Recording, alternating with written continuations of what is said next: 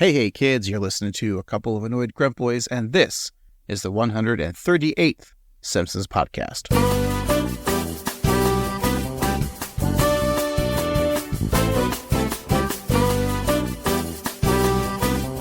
That's right, we're the Simpsons podcast that discusses the beloved animated sitcom The Simpsons from seasons 11 and beyond, and the newest episodes when they air. And why do we do it this way? Well, the entity known as Wheel of Random has cursed us to only do this podcast in such a manner because plenty of other podcasts out there have discussed the Golden Age, that being seasons 1 through 10, so we're tasked to find if any other episodes can match those Golden Age episodes. And I don't do this alone. I'm just one annoyed grunt boy named Craig. With me is the other annoyed grunt boy named Steve. Hello, Craig. Good day, Mr. Steve. And a good day to you, Mr. Craig. Do I tell you about my weekend adventure? Oh, yes. Did you meet somebody named Bernie? What? Like a weekend at Bernie's. Oh, I'm like, no, Steve. I saw some lions. I saw some tigers. Oh, my. I saw some bears. Yes, I went to the new gay club opening here in Portland. Well, it's funny because we're talking about this episode, and the spoilers, of course, we haven't watched it yet, but I heard that there's some ostriches at the end of this episode. Mm-hmm. I saw some ostriches this weekend. Oh, wow. Along with some emus. Oh. And like an elephant and some giraffes. That sounds great. Does it sound like I went to the zoo? It does. No, I didn't go to the zoo, Steve. I went to Africa. Whoa. And to Asia. And to the Americas. You were busy. I was very busy. Heather has a 30s, 40s Andrew Sisters type band, right? Mm-hmm. And so she had a show this weekend in a little town called Roseburg, Oregon. Oh, I've heard of it. Yeah, it's about 3 hours away. Down there, they also have a wildlife safari, like one of those like drive-through ones. Mm-hmm. Did you ever go to that as a kid or no, about it? I think I remember hearing about it, but I've never actually been to it or known anybody who has. Yeah, so that's my story and my claim to fame. Wow. It was like 2 miles from the Airbnb that we were at. So like, well, let's just go and do this. And we spent, a good amount of the day there, and just you drive and you see some animals and, they look depressed. Mm-hmm. Then they have like a petting zoo and then like some other animals like in cages, like monkeys that just look, depressed. Mm-hmm. But I was very happy to see some alligators. I love me some alligators. Alligators are cool. Some flamingos, lemurs. Steve, name an animal, and I probably saw it. What about a duck? I mean, do geese count? I suppose so, yes. I don't think those were part of the thing. I think they were just down from Canada. Mm-hmm. Actually, they had like a couple rhinos too, man. Those oh, wow. Huge. Yeah. That's really cool. Hippopotamus. Oh. Zebras. Although I think they were just horses, but painted. I mean, still very cool. Watching this episode that we're reviewing later, I just thought it was interesting. Like, they have a part where you can buy like a cup of food to feed some of the animals. Mm-hmm. And those fucking like emus come up to you and they're fucking creepy looking, Like, yeah. It's like, get up to me in like my car. I'm like, I was freaked out. I was like, no, I'm driving. I don't want you to come in my window. It's going to peck my eyes out. And look, I don't have your insurance, emu. Sorry. Liberty Bibberty. It's the opposite of Melissa and Etheridge. Don't come to my window. Yeah. But it was a lot of fun. Here's the best part. On the way home, we stopped in a little town called Springfield. Oh, boy. Have you ever actually like gone to Springfield, like downtown area of Springfield? I have not. So there's a lot of like just paintings on the buildings, like mural, like paintings of Simpsons characters. Oh, wow. That's cool. I'll have to post some of the pictures, but there's also like a mural, like a nice big mural by the art center. And then inside they have like a life-size couch that you can sit on and take a photo with the Simpsons. And we were about to do it, but then my child started crying, and because it's an art gallery, I'm like, we better leave. Probably for the best, but that sounds like a really cool trip. Yeah. Yardley Smith's signature and handprints are out in front of the building, too. Oh, neat. My hands are bigger than hers. It's not to brag. Wow. Somebody's a show-off. So you'll have to make a trek to Springfield one of these days. It's a cute little town. It reminds me of just a small town like Springfield. Nice. I like that. It's right next to Eugene, Oregon. Mm-hmm. I think we should put a petition, even though we're not in from Eugene, but we should get Eugene to be renamed Shelbyville. Yes. I like this idea a lot. So can you talk to the mayor of Oregon, Johnny Oregon, and see if we can get Eugene's name. Because Eugene's kind of a stupid name. It's like, oh, I'm Eugene. This is like a nerd name, right? It is. It's pretty dumb. So if we rename Eugene to Shelbyville, look, a lot of cousins are married in Shelbyville, or in Eugene, I'm assuming. Mm-hmm. Shelbyville, that's where the University of Oregon is at. It's in Eugene. But could you imagine the University of Oregon in Shelbyville? Yeah, I like it. I mean, It's a lot more smooth sounding too, like Shelbyville. So much better than Eugene. Eugene and Springfield are literally like right next to each other. So it just only makes sense, guys. All right. Look for these images on our social media. It's very exciting. Yeah, okay. But you know what's more exciting, Steve? What's that? Going back in time to the year 2010. Oh, boy.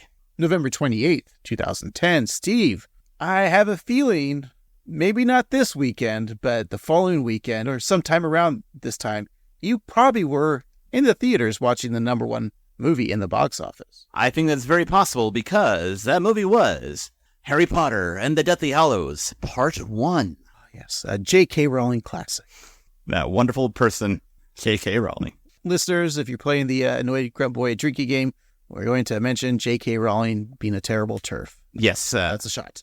Yeah, it's a shame because, as we've mentioned before, a beloved franchise was ruined by its creator for just not shutting up and not being a horrible person and letting people live their lives. So yeah, you suck, J.K. Rowling. But I remember seeing this movie and I enjoyed it. I enjoy the later movies because they get a little bit darker. But yeah. Ooh. Yeah, like literally, they're too dark. A little bit, yeah. Buy a light bulb. Lumos, hey, come on. Yeah. Well, we were probably jumping out of the theaters on our fire bolts, listening to the number one song on Apple Music or Spotify at the time. What's the other one? Not Napster. Pandora. We were listening to the number one song on Pandora. Hot 100. Steve, what do you think the song is like? I think it's like maybe like a fancy Gillette razor, kind of like a G6 by Far Asterisk East Movement featuring Cataracts and Dev. Dev. Good old Dev. Gotta love Dev. I need you to tighten up, Steve. Okay. I'm going to tell you the hot rock alternative song. Please do. It's Tighten Up by the Black Keys, who canceled their tour this year because no one bought tickets. Bummer. It's not their fault. It's because Ticketmaster sucks. Oh, yeah, they do. Live Nation. Everyone spent all their money for Taylor Swift tickets this last year, so no one could go to concerts this year. Yeah. That's probably actually why that happened. I think you're right. I mean, it is like the record or the concert industry is horrible. Those mid-tier artists like the Black Keys that are too big for small clubs, but too small to like sell out auditoriums. They're the ones who could really get screwed because they can't charge Taylor Swift or Beyonce prices. No. Anyway, I know that I was walking away from that concert, but what was the number one song on the country charts? Would you like a little Zach Brown band featuring Alan Jackson, Steve? Because you're getting it. Oh, boy. By Ashley's Walking Away. All right. Great. This last song, Steve, you better be in for the kill in this one. All right. Because what was it? No, you say it. Oh, yeah. Cause that makes sense because it was In for the Kill by La Rue. Or is it La Rux? It probably is La Rux. La Teddy Ruxpin, maybe. Yes, Teddy. Okay. Hey, Steve. Let's just get into this week's episode. How much is that birdie in the window in which a pigeon accidentally flies into the Simpsons' house and suffers a broken wing? So take these broken wings and learn to fly again, Steve. I will. Will you? I will. Well, Bart makes it his duty, not poop duty, but like D-U-T-Y duty, to nurse it back to health. And Homer decides to enter it in a competitive race. Wow. Let's actually watch the episode and not assume what it's about, okay? That seems fair. Okay. We'll watch it and come back and discuss. So stick around. We'll be right back.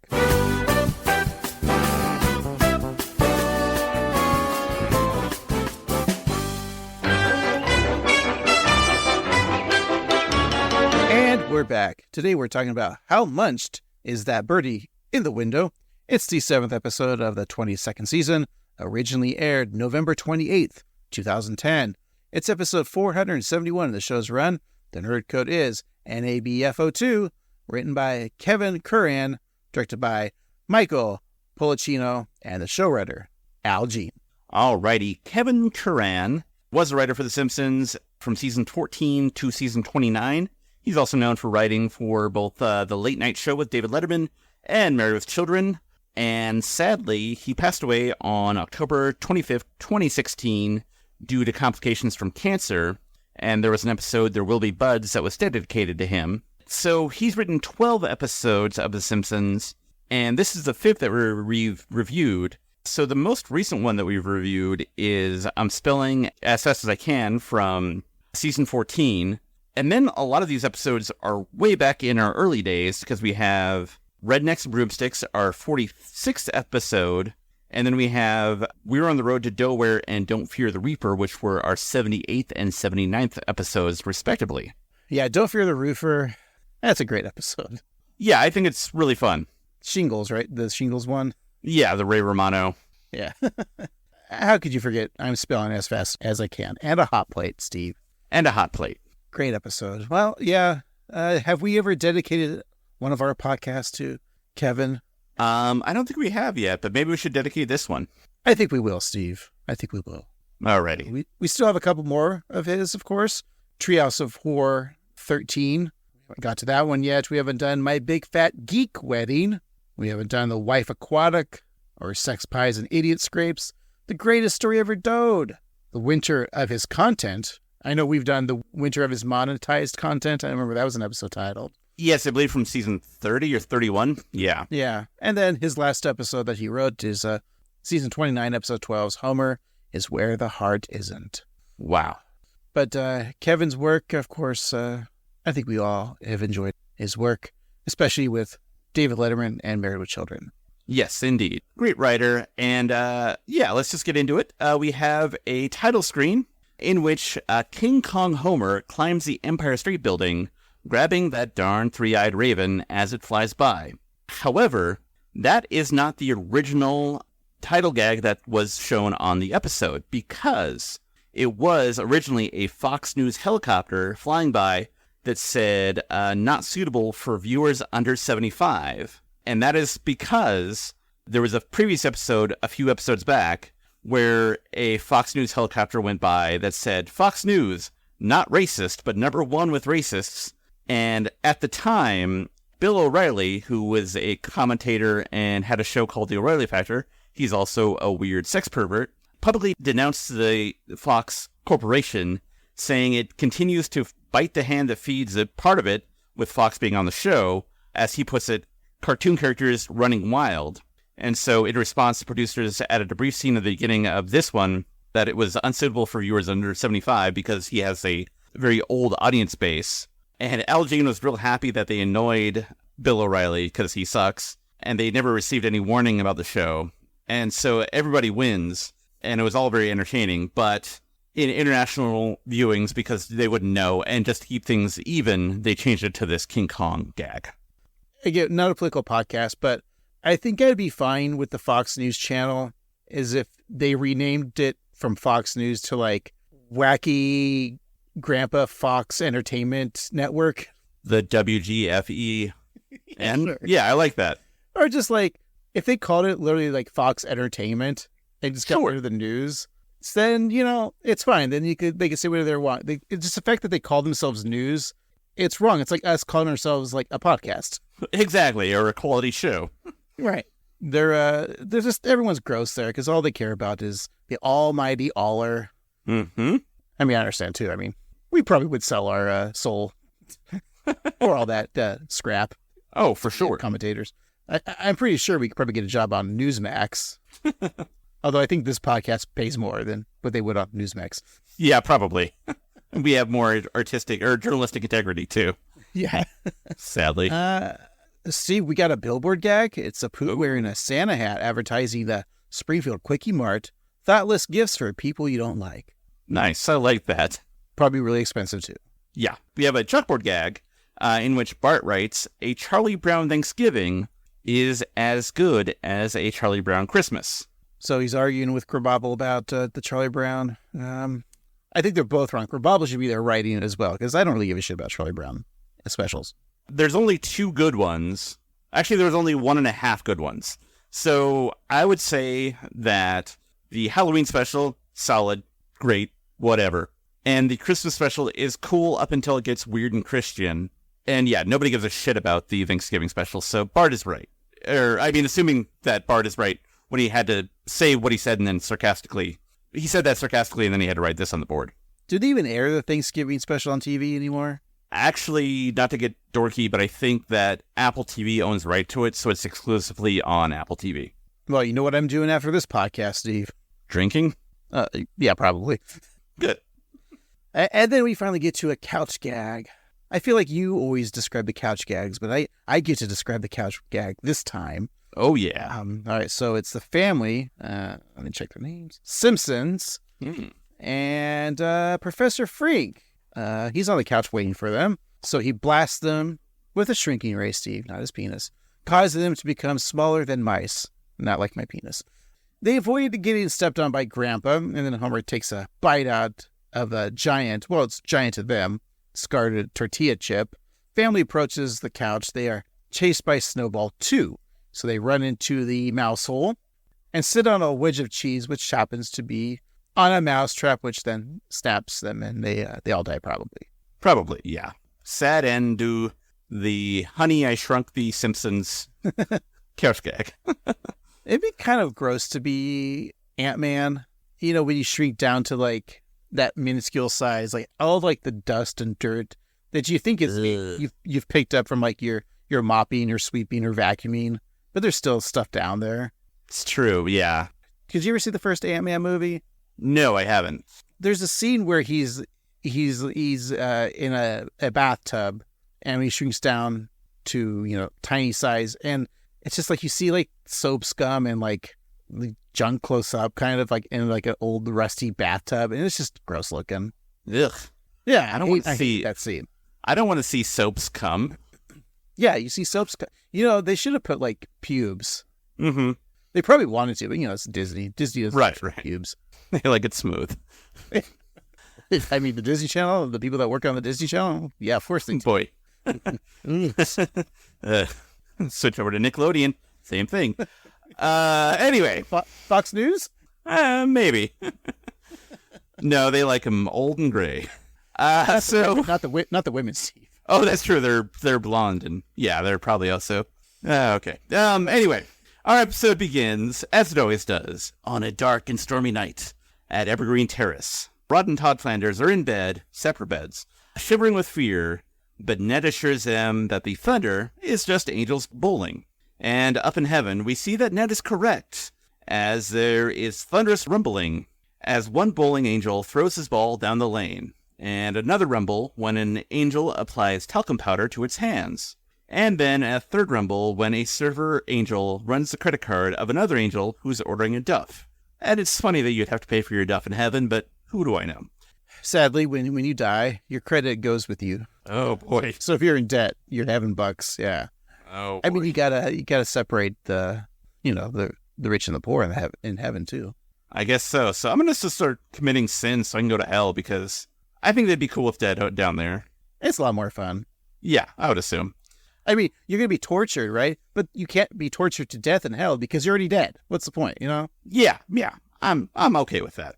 All right. So over the Simpsons household, the kids are all huddled in Bart's bed as Homer tells them a frightening tale. And so, the bloody hangman, his hair sticky with blood, skittered along the cobblestones, gunk dripping from his one good eye, singing his evil land chanty. Curse I'll curse you, I'm after you, with my bloody noose strong enough to hang 10 moose. Curse I'll curse you, it's just a story, but it's really true. Homer, are you scaring those kids? No, I'm not. Yes, I am.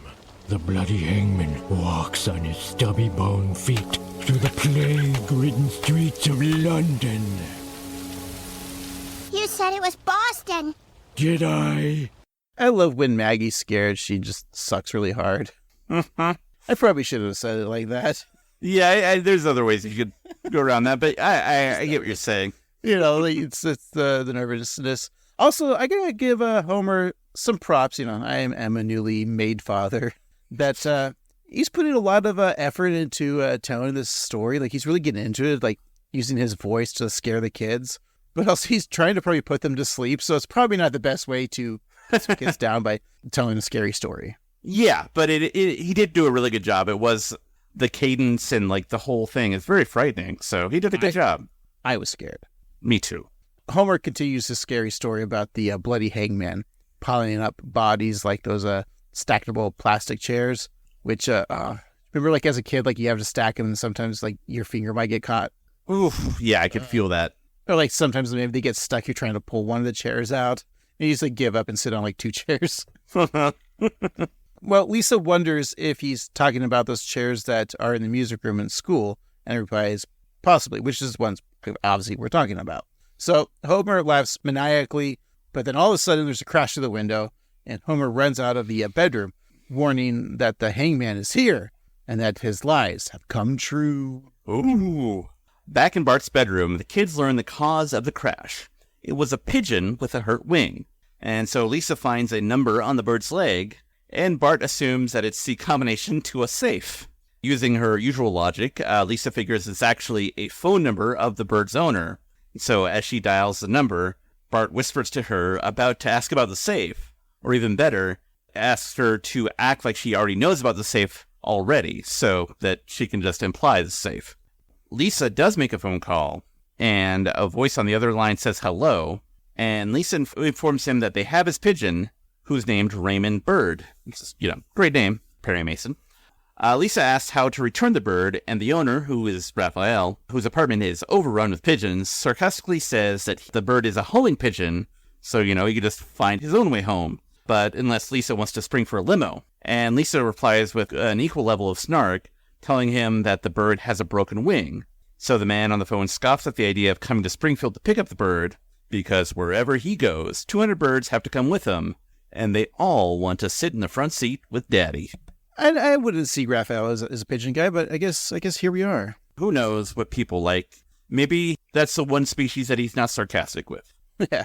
Well, Lisa tells Bart that he'll have to take care of the injured bird. Based on his long, sad history with frogs, would make him qualified to tend to a bird. Although, of course, in the third episode of season 10, Bart the Mother, Bart shows great parental skills, first taking care of eggs that he assumes are birds, and then the lizards that they eventually become. What was it? Bart Jr. and Chirpy Boy? Yes. Yep. So a freaked out Lisa tells Bart that she hates pigeons, considering them rats with wings. Bart informs her that the pigeon is crawling on her arm, and so for a moment Lisa thinks she could be okay with this, but that is until the bird vomits a half-eaten worm onto her arm. So she flails around the room, begging for the bird to please be removed, and so Bart grabs the pigeon with ease. Which is kind of weird because Lisa's scared of pigeons in this episode, but in other episodes she's not so afraid of them. In fact, in part 2 of Who Shot Mr. Burns, she thanks a pigeon for clearing Homer of the murder of Mr. Burns.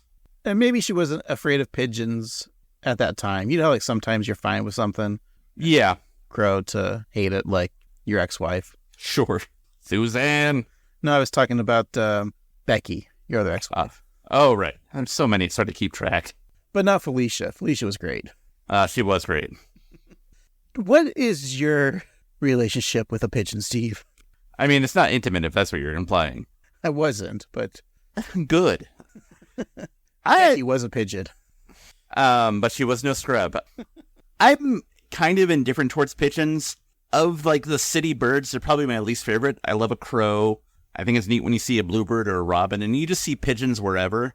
I like them more than seagulls, because seagulls are jerks. But I'm also not grossed out by them, because it's not their fault that they live in the city. And so whatever diseases they carry are kind of on us. I mean, I'm also grossed out by people that live in the city, and not just pigeons, but people. Yeah. I think they're fun to watch because they just, they bop their head around. Mm-hmm. Their eyes are dumb looking. Sure. I don't know. I find them delightful. Just, they don't give a shit about anything. Like, you get so close to it, it's not going to fly away till like it has to. And then it's like, when you do, it's like a burden for them. Like, gosh, I don't want to fly. Stop this. Like, just get away from me. Get out of my personal bubble. I'm just trying to hang out. Yeah. I feel like if you're driving on the street, you have to like slow down and like, okay, I don't want to hit you because obviously you're not trying to fly away. Maybe they'll have a death wish. Yeah, they could. I don't get pigeons, but I get doves, which are very similar to the pigeon. Sure, yeah. On my deck all the time, eating my seed. Oh, what? This sounds like my bird seed. I put up some bird feeders. Gotcha. I'm not really saying the right things today, am I? I mean, maybe you're just, maybe somebody's calling Dr. Freud. Okay. A rendition of Birdland Plays. One of my favorite jazz tunes to play when I was a kid. I don't know. I always like Birdland. I like that song. It's a good song. Yeah. Ba-da-bum-bum-bum-bum-bum. That's not how it goes. I didn't want to sing it. Hey, so we get a montage of Raymond Bird, and he bathes in a bird bath, and Rod and Todd try to sneak a peek. Fucking perverts. Until Ned covers their eyes. Moe's Raymond gets familiar with a female pigeon, and once Homer and Bart leave, Moe uses the recently laid eggs of Raymond's bird friend to the pickled offerings, which that's not nice. It kind of looks too like you see like the embryo of the baby birds in the eggs, or I don't know if it's supposed to be that or a pattern on pigeon eggs. Like the speckles of an egg. Yeah. I don't know what a pigeon egg looks like, so. Yeah, I don't think I've ever seen one in life, so yeah, I don't know either. No one has. No one knows how pigeons are born, Steve. And they never will. Have you ever seen a pigeon nest? I've never seen a baby pigeon. No one ever has. Right, it's so weird. Yeah. Well, isn't there like a whole thing? Oh, no, that was a fake thing. Like pigeons are just drones from the government. They're fake. Oh, yeah, birds aren't real. Mm-hmm. But yeah, you're right. I have never seen a pigeon nest, and I don't know. Yeah, it's weird.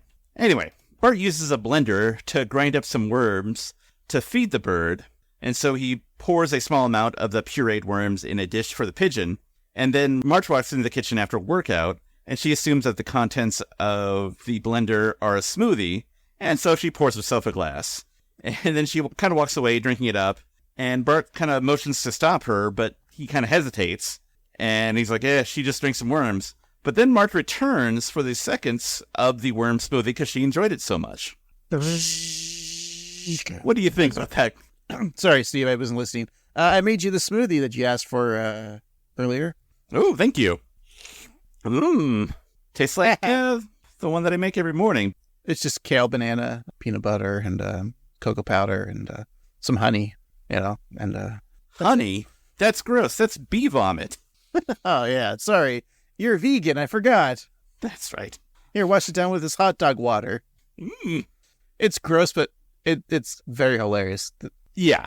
At this point, I'll say this is my favorite scene, but there might be a scene later that I like better. I think I agree with you.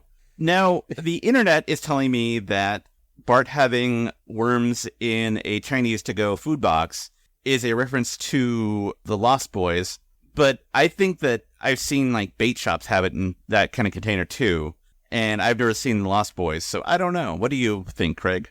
It even says worms on it, so I just feel like he just went to, like most stores, like big stores, sell bait, so maybe they just got a bait fridge. That's any place that sells like fishing stuff, Walmart. Let's say Walmart.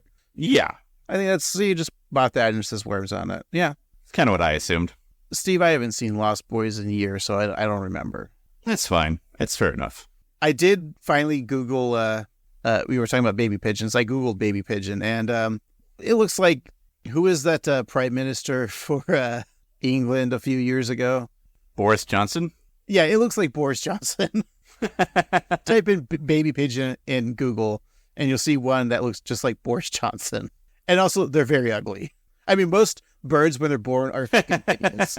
Yeah, but you're right. I can see the Boris Johnson one, and yeah, it also looks a little Trumpy, not a podcast. Got the Trump hair and orangish skin. Yeah, they are a little weird looking. How could a mother ever learn to love that bird? Maybe it'll grow up to be a beautiful, different kind of bird. A cute duckling, Steve. There you go. Well, anyway, so using a leash around its neck, Bart tries to encourage the bird to fly, which it does. It's a little bit better each time it tries. So after a while, it's able to lift Bart up and then fly in circles. So with the pigeon on the mend, Bart takes it to the woods for some freedom, and Raymond flies away at first, but then returns to Bart's shoulder. He sets the bird down and tries to bike away, but both he and the pigeon can't stop looking back at each other, and Bart realizes that he's not quite ready to say goodbye just yet. And when he runs into a less than enthusiastic Nelson. You and I have shared too many seed bells to just walk away from this. Go ahead, make fun of me. I lost my heart to a bird. Man, you are not into that. What's wrong? My mom ran off with my birthday clown. No, poor Nelson. At first I'm thinking like, oh, we haven't, did we do a Krusty-centric episode last week? I'm like, ooh, is this going to be another Krusty episode?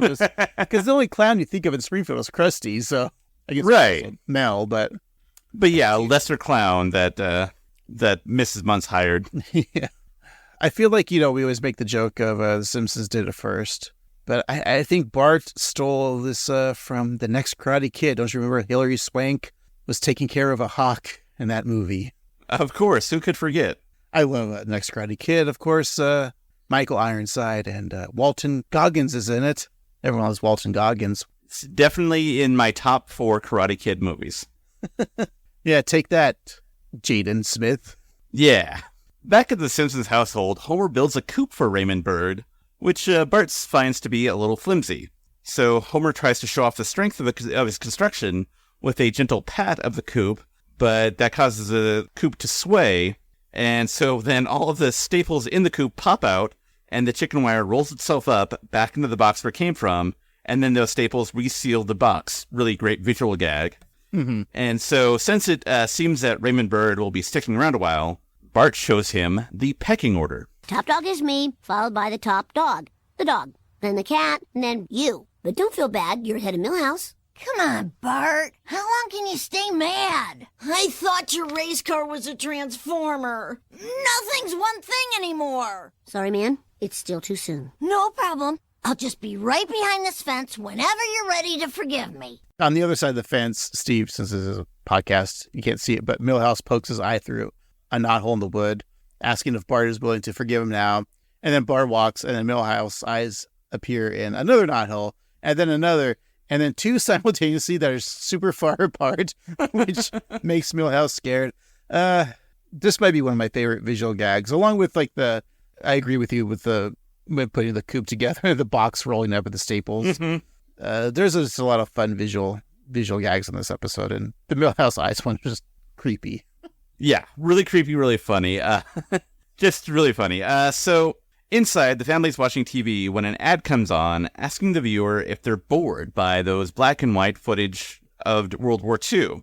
So the announcer invites us to get back in the game with recently undiscovered footage of the war that's in vibrant color, including a dead GI in a pool of his own blood, Adolf Hitler running down the beaches of Normandy in swim trunks flying a kite, and a Nazi building being blown up, revealing a bright rainbow.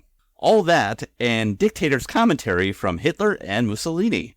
Are we to believe that Hitler and Mussolini are still alive, and they sat down and talked about World War II, like they were talking about George Lucas was talking about Star Wars in the DVD commentary? Yeah. In this moment, I really wanted to kill the Jews, but I couldn't. Oh, God, Craig, you're going to take that out of context. I know you are. Yeah. I'm excited for that. I figured you were. Do you have anything else you really wanted to say, Steve? I really wanted to kill the Jews. Hard penis. You know I need it, but I couldn't. And let's go to the bathroom together. And hey, man, I'll suck your dick if you give me some weed. Anywho, just need balls in my mouth. Yow. Well, so the ad goes on to show a soldier in a tank with a peacock crossing as colorful birds walk by, and a tank covered in white, black, and primary colored squares, reminiscent of Piet Mondrian's painting of a composition with red, yellow, and blue, driving through a fence, and then a Technicolor version of Churchill smoking a cigar in front of the Tower of London, which looks to be colored with crayons. And there's also bonus features, which seem to be relevant to Bart. And as a special bonus, the story of the carrier pigeon, the Allies' winged warrior. General Patton, this bird has a message for you. There's a bomb in my helmet. Ha! Caesar can have his eagle. Alexander the Great his griffin. I'll take the American fighting pigeon any damn day.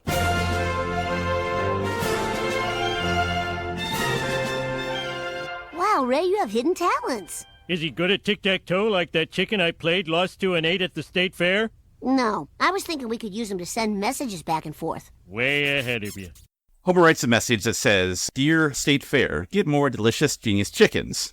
Which is funny. So outside, Homer and Bart let Raymond fly between each other as Santa's little hover watches. And inside, Lisa wonders why she's so repulsed by these pigeons. She tells Marge that it doesn't make any sense, especially she's a member of many charity groups such as The ethical treatment of amoebas. the League of Women Vultures, The NAAC porcupines. Kids for Squids, The ACL unicorns. Clamnesty International. And, those are the best ones. Which is like a funny inside joke. Like, all right, those are... Here you go, Simpsons fans. There's our funny titles. Yeah, it's very writer's roomy. Yeah. So in this clip, Marge comforts Lisa by sharing a fear of her own.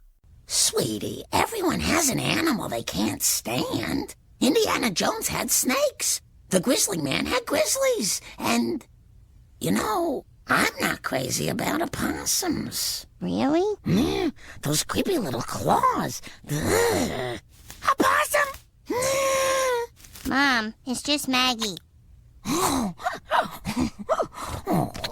who's a possum? You're a possum.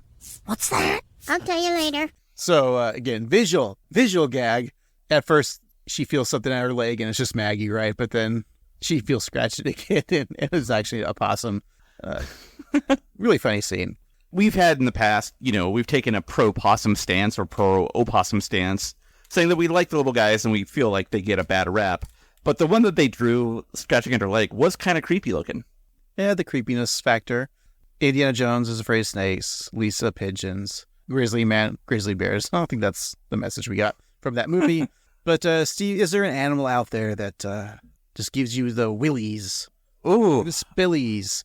Or the jillies? I'm not a fan of the more creepy and crawly things. I'm kind of in the Indiana Jones camp. I don't really like snakes that much. I mean, I don't either, and I wonder if that's just our primitive brain, because that's a huge thing for humans is snakes. Yeah, Than the Bible. I'm also scared of the Bible. Yeah, I'm talking Garden of Eden, steak, apples, that whole story. Right. Women. Ugh, ribs. Oh, I do like ribs. Yeah, I do too. Excluding snakes, because I will jump even a little gardener snake the size of a pencil that slithers by. I'll see an earthworm bigger than a snake and I'll be totally fine with it. So I don't. Yeah. Worms don't bother me. So same consistency as a snake, right? They're just long, slithery things, and they're actually slimy. Worms are. Snakes aren't slimy. Mm-hmm. So anyway, so we'll put snakes there. What would your next animal be? When it comes to bugs, spiders I'm usually fine with, even the scary ones, just because I know their deal. But centipedes, millipedes, silverfish, long ones with too many legs, that freaks me out. So I'm either, you gotta have a certain number of legs to be fine with me. If you got none, not happy. If you got more than 8, you're wrong. You're a limbist. I might be a limbist. But 1 to 8, totally fine. So you're fine with seeing a 3-legged dog? I mean, I gotta reload, but yeah, it's fine. Jesus. Yeah, a spider is another one. If I see a giant spider, I'll jump, but I won't be smash, smash. I usually grab a cup and okay, let's relocate outside, which I don't know if we talked about this on a podcast before, but if you have a house spider and you relocate it outside, chances of surviving are 1% because it's not used to being outside. Exactly. So I just might as well just smash it because it'll be a quicker death. I don't like wasps. Wasps don't freak me out. They just piss me off. I think they're sure, different, yeah, and Italians, them too. right, yeah. Never know what they're gonna do. But you're right. The creepy crawl is okay. Here's the scenes from Indiana Jones. The first scene is in the Well of Souls with all the snakes. And then Indiana Jones 2, it's all the insects and bugs that she has to pull the lever. And then in part 3 is all the rats in the catacombs. So what's the scariest one for you? Ooh, probably the snakes. Like, rats are weird, but I kind of like them. Yeah, we have rats like come around all the time. Mm-hmm. I don't do anything about it because I don't really care. If they're not in the house, then I'm fine. So Yeah, that's how I feel too. like they'll come at night and like eat from the bird feeder. Mm-hmm. Like, all right, you're not in my house. You're not trying to get in and eat my food, so I'm fine with that. I agree. So, yeah. Because they're just squirrels, but without fluffy tails. Mm-hmm. Yeah. All right, so I agree. Snakes is the worst, and then I guess I could deal with the bugs because I have to pull a lever. I could easily get them off me quick. Snakes, I don't know. Right. Yeah. We solved everything, Steve. Snakes and Italian people. That's what we're afraid of. Exactly. All right. Well, at Springfield Elementary, Mrs. Krabappel is showing the class how to divide 465 by 7 when Raymond Bird lands on her shoulder with a note that reads, "Who cares?" And Edna looks at the class to find the culprit, and everyone's kind of giving her a blank look, but Bart looks smugly at her, and she won't ask who sent the note, provided that she can use the bird to send her own note. And so Bart agrees if it means that they aren't learning. So, as we'll learn in this clip, Edna isn't the only one receiving messages from the carrier pigeon. Every day since we broke up is the greatest day of my life. Is that from Edna? I feel for you, Seymour. If you ever need a shoulder to lean on, I'm here for you. P.S. Chalmers and I are doing it. She was on the rebound from Willie. A carrier pigeon.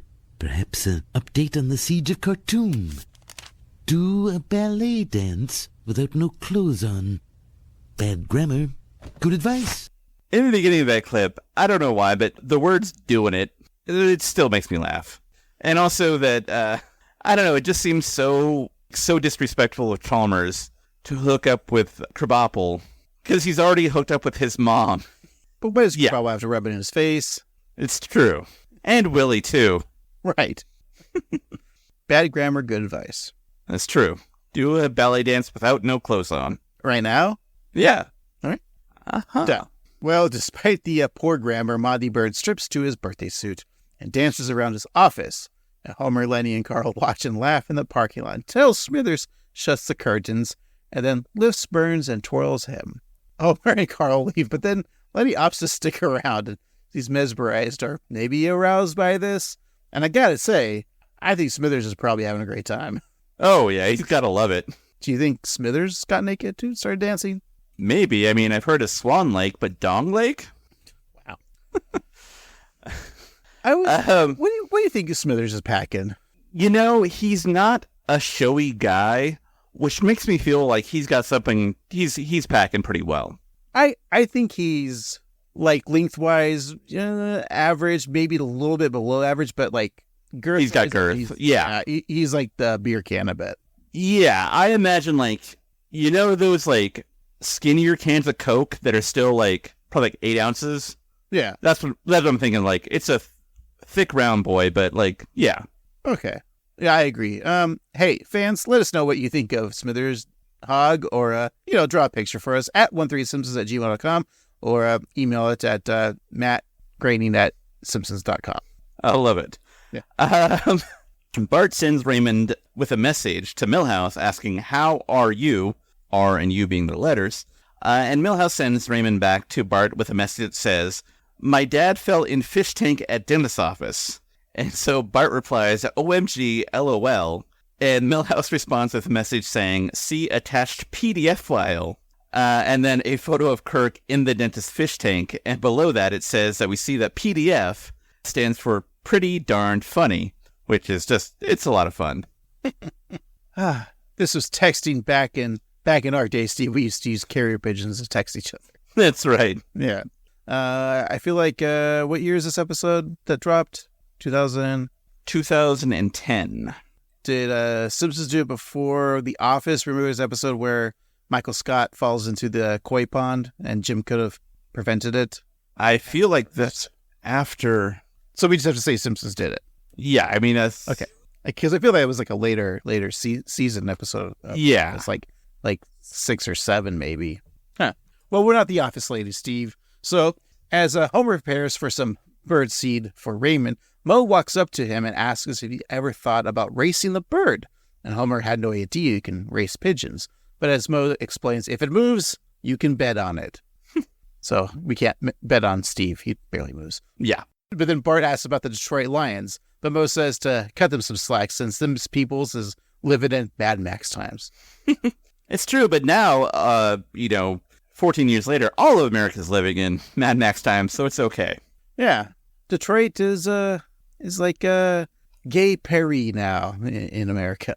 Yes, cultural hub of America. Yeah.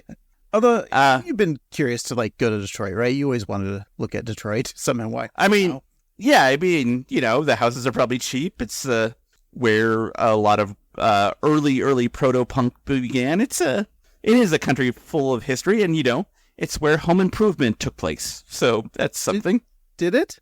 Yeah. So I think Tim the Toolman Taylor, who's a great guy, I think he's originally from Detroit. If you go to Detroit, did you just drive across a bridge and you're in Toronto, right? Yeah. You're talking about Tim Allen, right? Mm-hmm. So I have a fun Tim Allen story, Steve. Oh. There's a new show coming out on ABC called Shifting Gears with Tim Allen and Kat Dennings, and it's a supposed to be like a not woke show. I hate using that word woke, but right. It's like he's gonna play probably like these kids today, right? Mm-hmm. But fun Simpsons connection, Steve. Oh, it was produced. The pilot was produced by Mike Scully and his wife Julie Thacker Scully, which we just reviewed an episode of Julie Thacker's. Wow, that's fascinating. But you want to hear something funnier? Mike and Julie left the show before the pilot because I think they didn't want to work with Tim Allen. That sounds about right. So, Steve, we were going to Patreon. We got to talk to Scully and his wife, Julie, about this. Yeah, we'll learn about their experience with Tim Allen and Kat Dennings. Shifting gears. Yeah, we'll be shifting gears from The Simpsons and talking about that. Maybe that's what we call our Patreon. All right. I can't wait to do it. Shifting gears. Is he done doing Last Man Standing? I feel like that show is on forever. Yeah, I think that had its course, because with all probably 8 seasons or whatever it had. 2011 to 2021, 194 episodes of Last Man Standing. Wow, that's wild. We're never going to talk about those, Steve. No. Anyway, talking about The Simpsons. So Moe suggests that they enter Raymond into the annual Springfield to Shelby Birditarod. He then holds up a poster for the event, which says, 100 will enter, 1 will win, and 3 will be sucked into planes. And so the idea of this excites Homer, who has a cameo in his own thought bubble. Me, the patriarch of a bird racing dynasty. Congratulations, Homer. Danica Patrick in my thoughts! That's right, Homer. I'm contractually obligated by my sponsors to appear in random fans' fantasies. Better not tell Marge about this. You brickyard bimbo!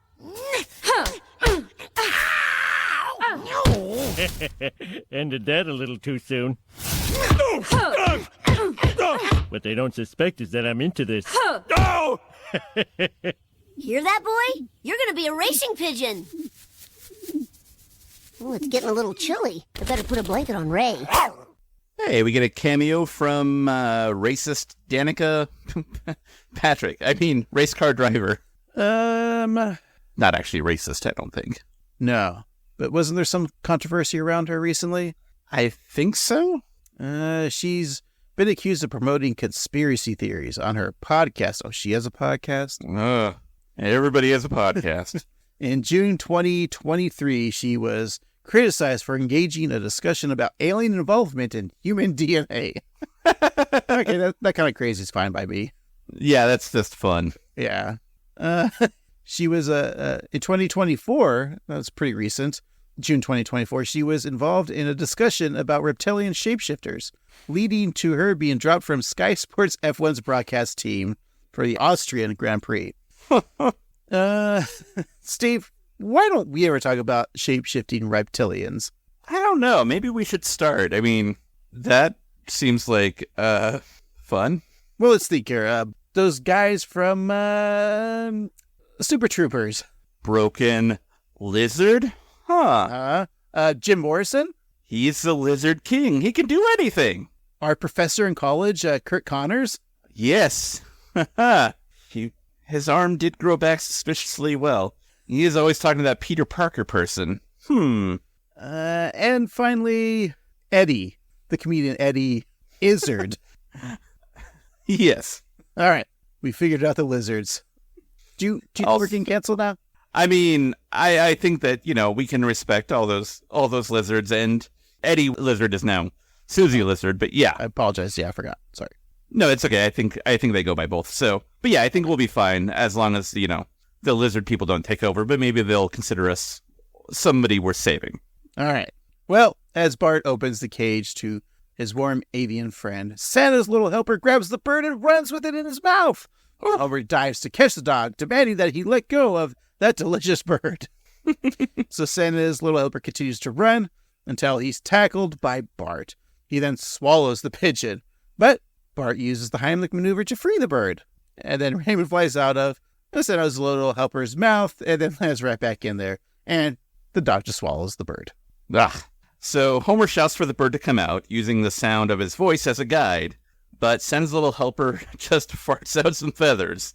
And Mo says it's just as well, since there's no such thing as a Birdiderod. And it was just a trick Mo had to scam the Simpsons out of their house. I just love this end of Mo. Like, that's not real. Yeah. He just shows up, says there was a race, and then says, I'm lying. I'm just trying to scam you.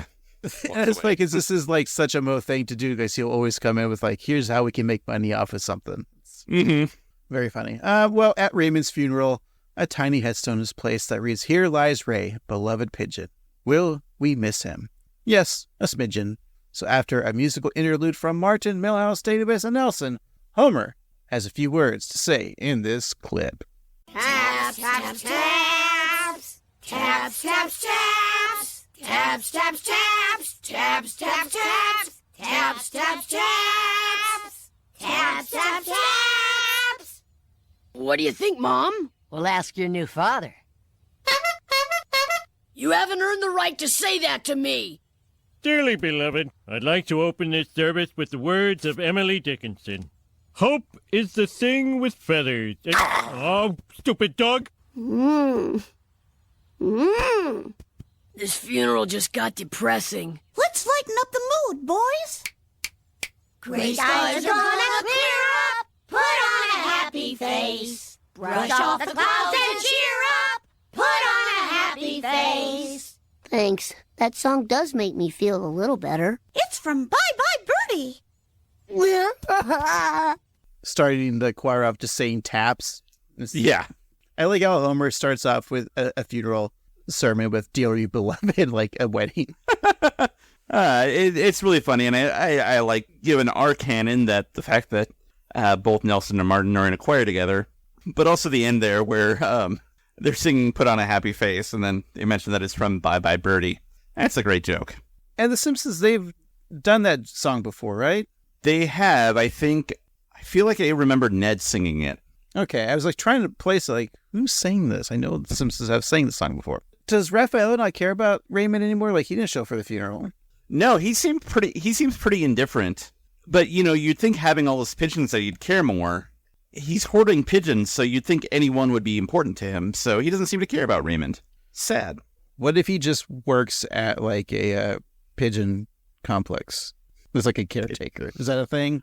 I mean, it could be. Okay. Well, yeah, you're right. He just seems different towards his birdies. Yeah, I think that maybe Raphael he's just hopping from job to job, because we've seen him work all over Springfield. And his most recent gig as of this episode is that he's working at the pigeon complex, as you call it. Yeah. He's just taking care of pigeons, and he doesn't give a shit if one goes away, because he's got plenty of others. So yeah, right. I think that's the case. Okay, sounds good to me. So the next day, Bart leaves the house to go to school, and he finds that Santa's little helper is presenting him with a dead squirrel. And Bart tells his dog that he just doesn't get it. And the canine just rolls around all over the dead squirrel. And later, Bart watches a classic episode of Itchy and Scratchy entitled Dog Day Heliday of 1933. Is it okay if I describe the cartoon, Steve? I guess so. All right. Well, in this cartoon, a dog that is totally not inspired by Disney's 1935 cartoon of Pluto's Judgment Day. Watch it now on Disney Plus, where we find a pooch in hell on trial for his crimes against animals that have gone before the jury. And that jury, which is made up of 8 Scratchies, say that they should deliberate, that they are in a hurry.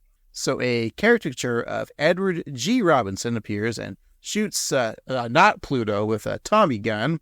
And then Will Rogers says that he's never met a dog he didn't hate before hanging the dog on trial. And so as blood shoots out of bullet holes, it fills the martini glass of W.C. Fields, who enjoys the hair and blood of the dog that bit him, which I'm surprised he made an appearance on this because W.C. Fields famously said never work with children or animals. So that's true. Good on him. Now, then Harpo Marx uses scissors to cut the tongue out of the mouth of a dog and stick it in his own mouth. So, as the cartoon goes on, Bing Crosby beats the cartoon dog with a baseball bat, and Bart looks at his own dog, hoping that he's learned a lesson from the cartoon. But Stanislaw the Helper is kind of unfazed and just continues to lick himself like dogs do. So at Springfield Elementary, Principal Skinner has called a meeting with Homer and Marge, and he tells them that Bart has been very sad lately, and Marge is aware and vows to do something about it, but Seymour urges them not to act. Bart's grades have gone up, and the enthusiasm has gone out of his pranks. One such prank is a small brown paper bag, which has a Post-it note stuck to it that says, "Insert poop, light bag." Skinner wishes to deepen Bart's sadness, and then later in this clip, Bart receives some professional help. If anything, I was wondering if you could make him sadder. How can you say a thing like that? Marge, listen to the man. He pays Bart's salary. No, he doesn't. Why can't you support my gibberish? I'd do it if you were stupid. Marge, Homer, this marital discord is perfect, but please save it for home where your son could see it. Ooh. Bart, Santa's little helper. Come on in. A shrink that takes kids and pets? Hey, in this economy, I'll even remove tattoos. Even my tramp stamp? I got the idea from a show where people regret these. First of all, that's star of Mummy, The Constant Gardener, and The Lobster, Rachel Weisz, playing the role of Dr. Thurston. But only in the first 2 Mummies, right? She wasn't in Mummy 3. Yeah, I don't think so. There should be the Mummy 4, The Constant Gardener. Oh, just the Mummy and Bandy just hoeing away in the garden. Or how about the Mummy v. the Whale? Ooh, yes. Two roles that the whatever his name is could play. Encino Man himself, Brendan Fraser. Yeah. Niles and Niles' other brother. It doesn't make sense. Their last name wasn't Fraser. Okay, and spelled differently. Okay. Yeah. How many tramp stamps has Homer had? I feel like he's already had a tramp stamp tattoo. Yeah, I think he's had a couple, and so I guess he gets them removed often, which seems painful. Yeah. Well, Homer's tramp stamp does is a cheap trick, and to keep him occupied, Marge hands him several Rorschach tests. The first one makes him laugh, the second causes him to sob, the third scares him, the fourth arouses him, and the next one surprises him. Well, the following that angers him. Were you a little excited you didn't actually get to see the Rorschach tests? Yeah. I just wanted to see the aroused one, of course. Of course, yeah. I want to see, like, is it shaped like Marge? Is it shaped like a chicken leg? Who knows? Shaped like I've always wanted to be Rorschach tested. Do they even do that? Me too. Yeah. I'm sure it's probably not, like, a valid psychological tool because it seems really not like a real psychological tool, but yeah, I don't know why they always draw my parents fighting so much. Yeah, I don't know why they always draw penises in my mouth. Solid. All right. So Dr. Thurston tells Marge that from their phone conversation, she's learned that the Simpsons have a very poor service provider. It's really funny. And Marge admits that she bought it because Catherine Zeta-Jones told her to. And now she feels like a fool. I think I do remember that when Catherine Zeta-Jones was a spokesperson for T-Mobile or Verizon or something. Or something that doesn't exist anymore. Yeah. Yeah, maybe MCI. Nextel. Nope, AT&T is still a thing. But whatever. Dr. Thurston continues her analysis, saying that there's been a breach of trust between Bart and Santa's little helper. Yeah, so Bart feels that it's wrong for the dog to kill birds, and Dr. Thurston agrees, in human standards. But she adds that a dog can only follow its animal inclinations, right? So which Bart admits is true. So the therapist suggests that Bart use his bigger brain to forgive Santa's little helper. But after Homer compliments his son for having a larger brain, Bart looks into his dog's eyes, hoping to let bygones be bygones. And Santa's little helper attacks a stuffed dog toy. Bart states that the dog is a questionable character, citing the time that he used to hang around racetracks. Great callback. Dr. Thurston asks Bart to wait outside, and as Santa's little helper chews up an Audubon Society magazine, Dr. Thurston tells Homer and Marge that they'll have to give the dog away. When Marge asks if she's sure, the counselor says that she's as sure as she is that she'll be billing them for the torn-up magazine. And Homer thinks that pretty sure, assuming that that's a subscription rate, but Dr. Thurston clarifies it's actually the newsstand rate, which is even worse. Remember magazines? I still get emails from, like, People magazines, and it's like, hey, come back for $1 a year. Yeah. Or $1 an issue or something like that, yeah. Like, nah, all your information I learned about 3 months ago, so I'm sorry. I literally have a Bon Appetit subscription that I got at a time when we were, like, really into the Bon Appetit world before it kind of went to crap. And I still have it, but it's only so I can get access to the website, so I can get the recipes online, because I don't actually look at the magazine anymore. So I basically get recycling sent to me so I can have a password. It's dumb. Yeah, we discussed it before, but I was subscribed to the Food Network magazine, but I didn't re-up, so I won't know what Guy Fieri's kitchen looks like or whatever. I think you can imagine. Yeah. Got flames and... Yeah. Race cars or something. I don't know. Well, the Simpsons all get in the car along with Santa's little helper. Bart asks why it is going with them, for once referring to the dog rather than Lisa.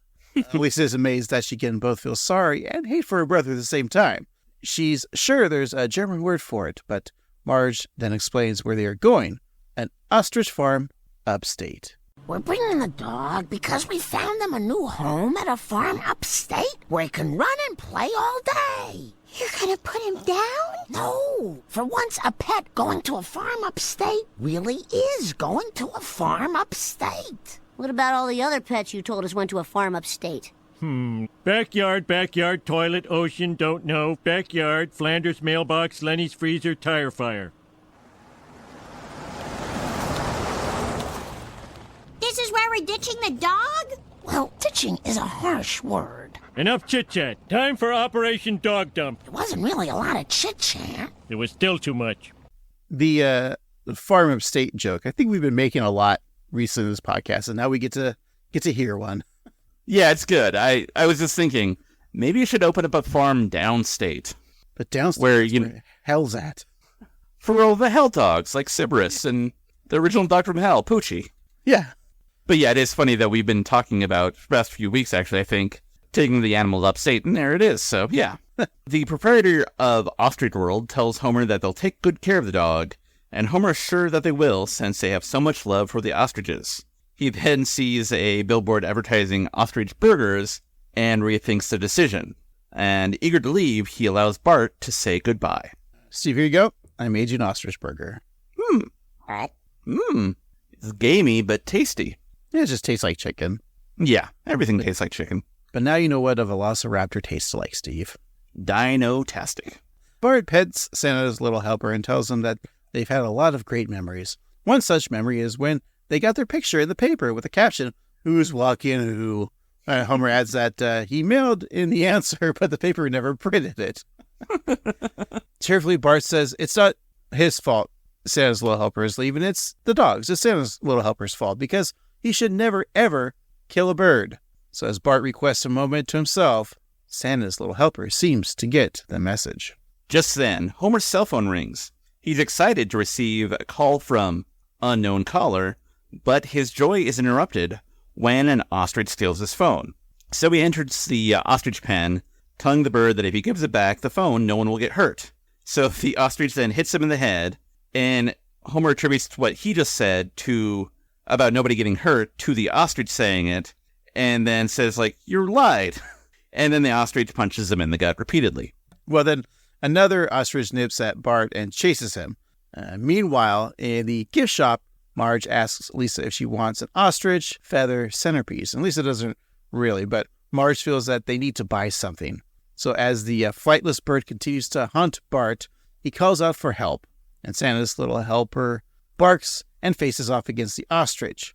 Now Bart tells him to kill a bird, but the dog remembers Bart repeatedly telling him just the opposite. So Santa's little helper sits, confused, and Bart hits the ostrich in the head with a feeding scoop. And then the bird steals the scoop and begins to hit Bart. So Bart chokes the long neck of the bird, saying, "Why, you little..." And Homer watches excitedly as the ostrich world owner calls out to Pa to see what's happening, but then he sees his tombstone and remembers that he's dead. So this was the scene that made me laugh, like, really hard. Yeah. Because it's Tress MacNeille, where it's like, "Pa, you gotta see this." And then we're just standing next to the tombstone like, "Oh, I forgot." Yeah, he's dead. Yeah, it's really funny. That was one of the hardest laughs I had watching this episode. So probably my favorite scene. Even thinking about it now. Hilarious scene. Well, exhausted Bart lets go of the ostrich, who pecks him one last time before passing out.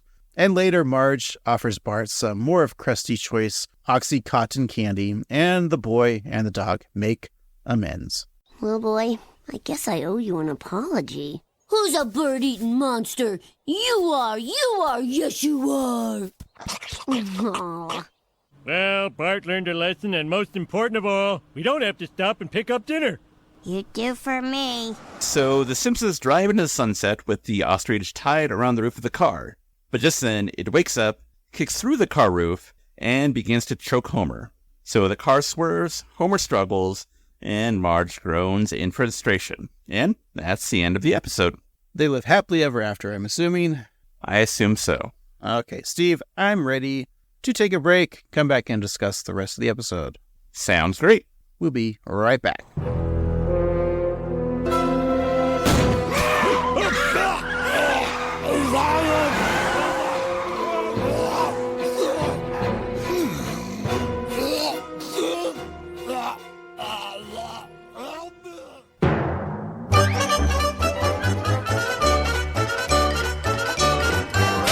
We're back, Steve. Let's wrap up this week's episode. How munched is that birdie in the window? We'll talk about some of our favorite gags, find a MVJ, most valuable jokester, give a review, find out what we're watching next week. But before all that, we find something from this episode, something that could be made into a product and given as a gift to our co-hosts with the mo-hosts, which is you, Steve. Thank you. And your gift, well, I was thinking more of your dad. And how much he would appreciate this. Steve, it says a DVD box set of World War II, but colorized with Hitler and Mussolini commentary. Wow. Yeah, he would have loved that. He would have watched that on end. Hopefully supporting the right side. We'll see. And to help you to enjoy the documentary, here's some oxycodone chewables for kids. Oh boy, I love it. Feeling great. That's very sweet of you, Craig. I know that you're a bit of an animal lover, so I got you a build your own chicken coop set, so you can build your own coop and capture your own animals. Hopefully you build it stronger than Homer's.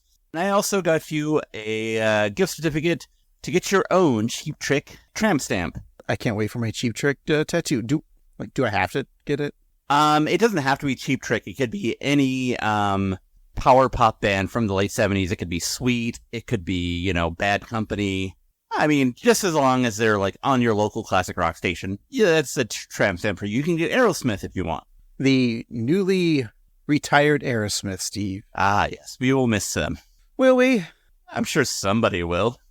All right. Well, Steve, what made you laugh in this episode? Do you have an MBJ, favorite scene, or do you hate things? And what do you hate? I mean, I hate plenty, but not a lot in this episode. I really liked the worm smoothie joke with Marge drinking it, Bart trying to stop her, and then her going back for seconds. The messenger text messages with Bart and Milhouse were really funny, especially the C-attached PDF file, and then it's a photo that's pretty darn funny. The tombstone gags, both the rhyme about Ray and more so the Pa R.I.P., the laziness in which Bart found his gags, the insert poop, light fire, and even the Itchy and Scratchy cartoon I thought was a fun and a different approach to a usual Itchy and Scratchy cartoon while being equally horrific. However, I think if I had to give it an MVJ, I think I'm going to give it to the proprietor of the Ostrich World, just for that one line about, hey, Pa, take a look at this, and then we see that Pa has been dead. What about you, Craig? I mean, I said it before you said it, so I win, because, yeah, the Pa line with the tombstone was my favorite scene. Yeah, but we can agree on things. We can? I guess. This once. You're right. Yeah, I mean, look, this episode just full of fun visual gag jokes, and you said them all. So it's like, I don't want to repeat what you said, but like the worm smoothie, Mo taking the eggs, put them in the pickled eggs, like, the pigeon eggs. Even the pigeon Raymond getting eaten by Santa's little helper. We just talked about like Nelson's like weird story of he's now has a party clown as a father. And Milhouse's eyes, I think Milhouse's eyes definitely is like number 2 for me. Oh, yeah, yeah. And the Hitler DVD set. And the possum scene, yeah. Lenny watching Smithers and Burns dance naked. And the PDF, like you said. And the cartoon of Itchy and Scratchy, the Pluto cartoon. Yeah. A lot of visual stuff. MBJ, without Raymond, I don't know if we would have this episode, Steve. Oh, true.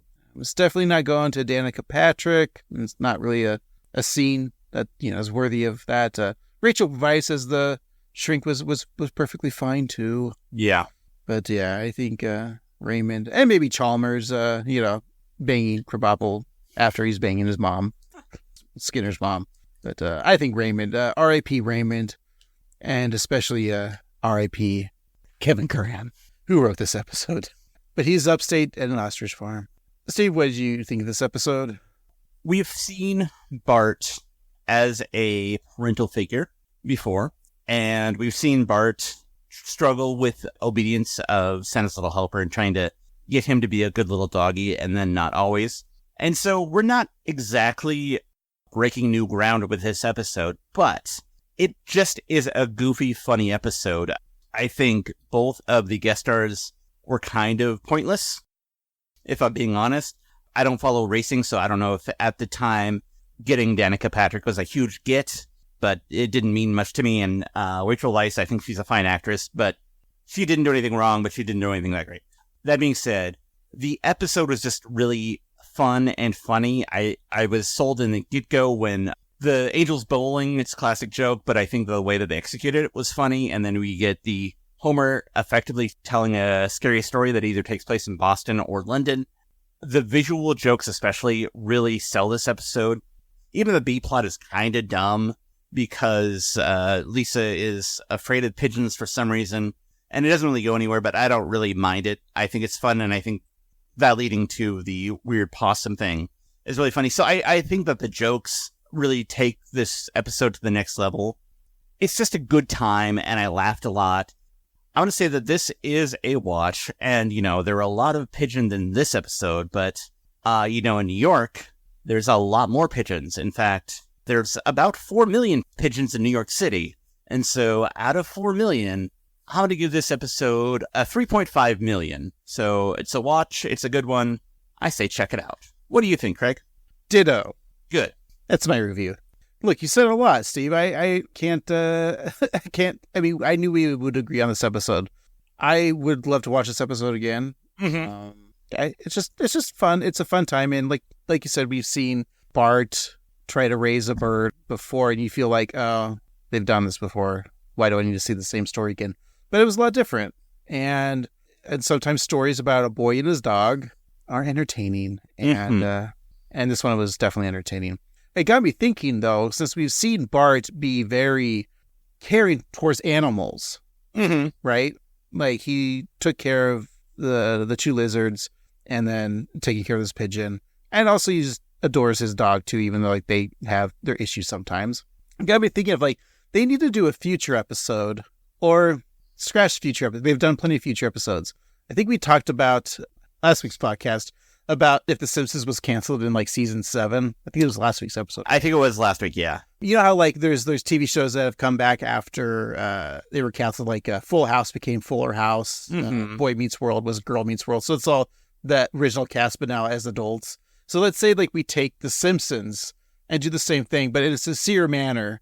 Like let's say the season, like Simpsons ended in season 7, right? And now we're doing like, oh, The Simpsons is back, but everyone's going to be older. Much like when I hear the new King of the Hill reboot series. Yeah. It's supposed to be Bobby, who was a kid, is now going to be like an adult. Mm-hmm. What if you did that same concept with The Simpsons, where the next iteration of The Simpsons would be Bart and Lisa as adults? And of course, the future episodes have always portrayed Bart as like a loser.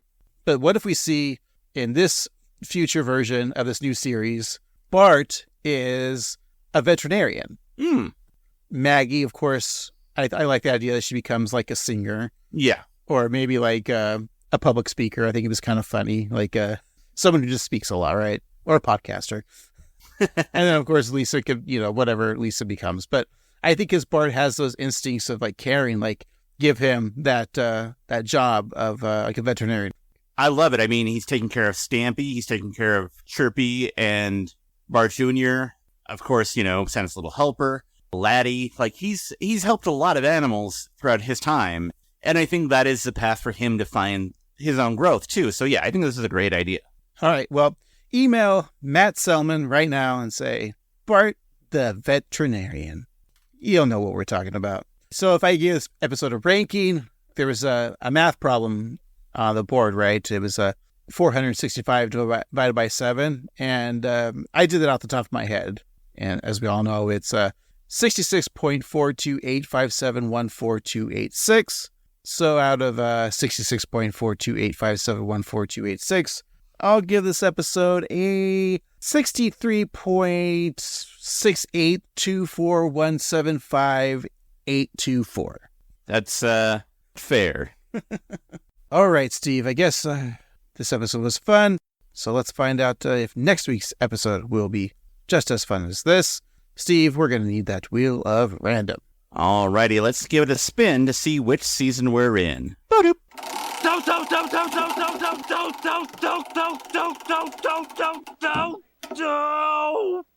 We have season 18. All right, let's give it another spin to see which episode we're watching. Ba-doop.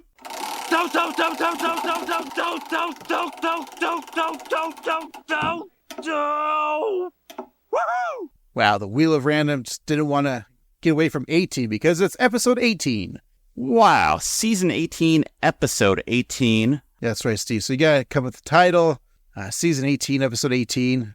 It should be titled The Episode We Can Fuck.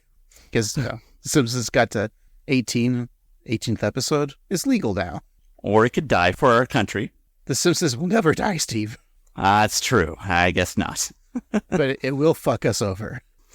Much like all of life. That's right. So, Steve, what do you think the title of this episode is? Well, this week we talked about how Munched is at Birdie in the window, which is kind of a take on a classic song. So I'm going to say that next week's will be Where Oh Where Could My Margie Be?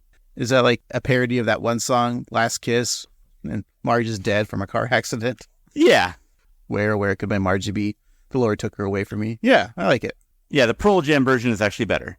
That's actually true. But no, Steve, of course not. Marge isn't dead. Oh. Yet. As of this record, who knows? Knock on wood. I hope you're not sad by this title. And boy, you might be. No. It's The Boys of Bummer. Oh, that does sound sad. Bart finds out that his mom died in a car accident. No, that's not the episode, Steve. What do you think the episode's actually about?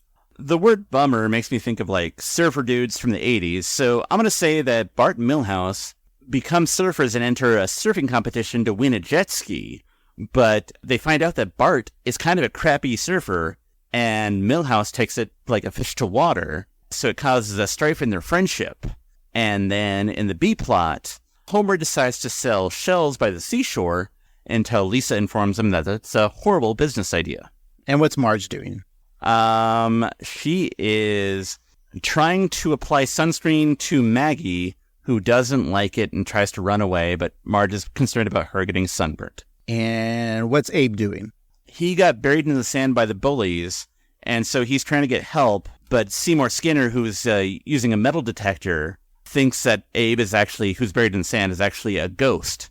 And so he freaks out, and Ghost is Chalmers, and Chalmers thinks it's an opportunity to find the ghost's gold. And what's Flanders doing? He's at church praying for the women in bikinis because they're showing too much skin. And what's Hank Scorpio doing? He is throwing slippers at a hobo. Is that it, Steve? I think that's it. All right. Well, you're wrong on everything. Ah, damn.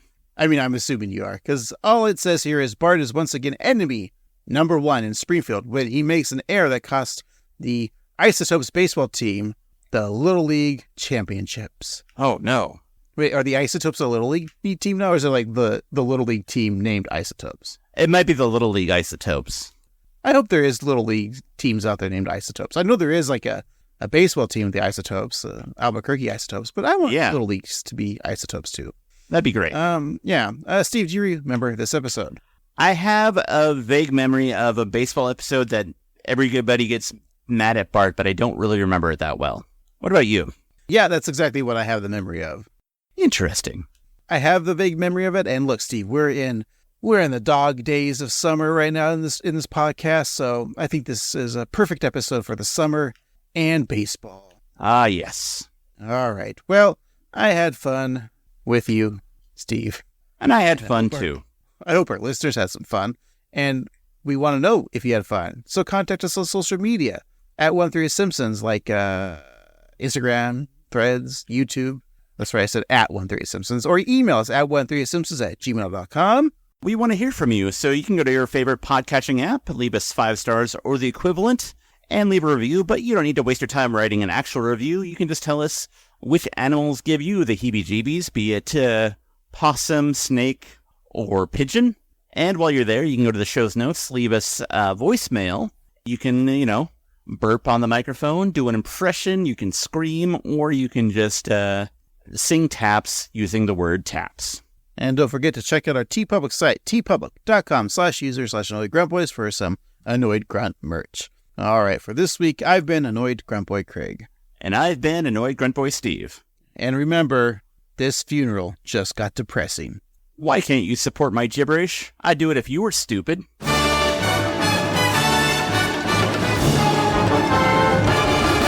Do a ballet dance without no clothes on.